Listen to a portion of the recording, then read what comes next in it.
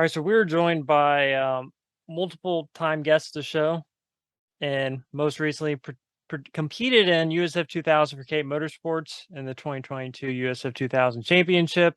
Jagger Jones, you've been a co-host with me a couple times. Poor Scott, I know he may be starting to feel threatened, but I think you realize where your job really is in a cockpit, and I know you have an exciting announcement to make. Yes, well, first, definitely like being on the show, but um, I'm trying to make a career in the cockpit, like you said, not as a podcaster for sure. I do enjoy it, but yeah, an announcement to make. I'm running Indy Lights next year with Cape Motorsports. Super excited for this opportunity.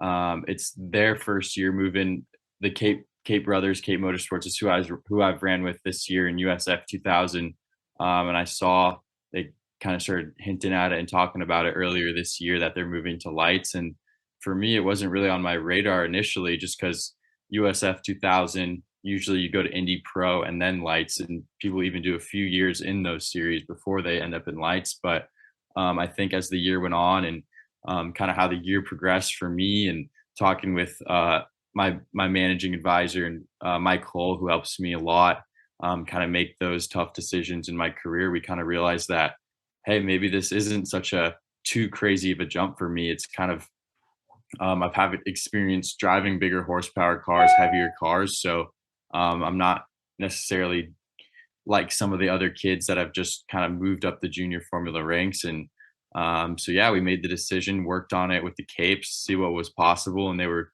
super keen in having me in the car. And that was one thing that caught my attention, that they thought I was ready, and they were really looking to do whatever they can to put me in that car.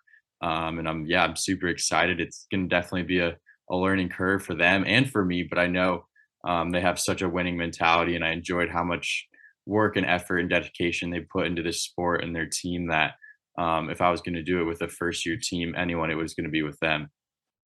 Absolutely. So obviously you're skipping Indy Pro 2000, but the Indy Pro 2000 cars are the same. It's the same set chassis as USF 2000, right?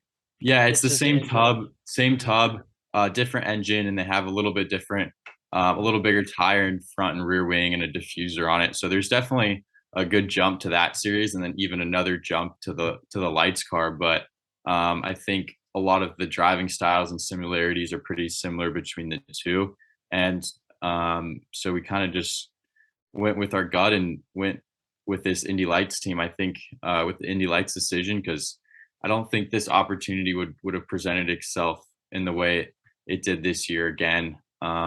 Especially with Indy Lights going to Firestone tires, switching from Cooper to Firestone tires, the same tires that IndyCar run.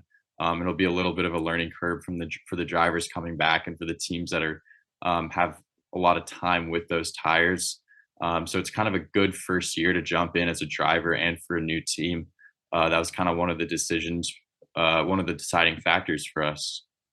It'll mostly just be getting used to kind of faster pace than what I've done this year. I think a lot of the driving styles you'll learn in the road to Indy ladder kind of carry through. I mean, obviously there's going to be some adjustments for sure, but it's going to be mostly just kind of getting used to the bigger car, a heavier car.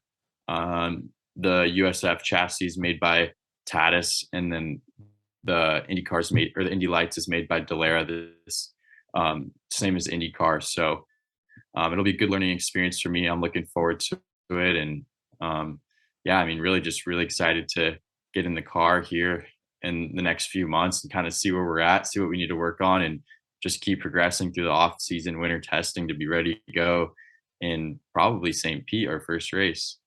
And the first test will probably be Chris Griffith's test here in October, right? I don't know if the lights are doing that test. I'm not too sure. I think it's kind of a little bit of a waiting game for the Firestone Oh, tires. okay. Wow. So I think I'll get in the car for sure before the first of the year, Hmm. a few times, just kind of feeling it out, but kind of just waiting to see how the whole tire and testing schedule kind of gets announced, and how that's going to work.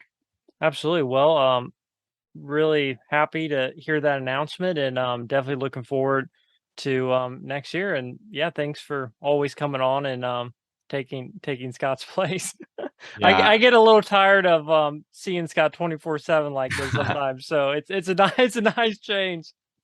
yeah, it's funny, but yeah, like you said, I'm really excited about it. I think it'll be cool to see kind of the different paths people take kind of in the junior formulas. And for me, just completely different coming from the stock car stuff. I'm a little older, getting into this style of racing than most kids do these days. So I'm excited, and I think I know a lot of people are to be watching me. So a little bit of pressure, but I'm used to it. I kind of live for the pressure of racing and high stress situations. So it's going to be fun. Yeah, absolutely. Well, thank you, Jagger. Thank you.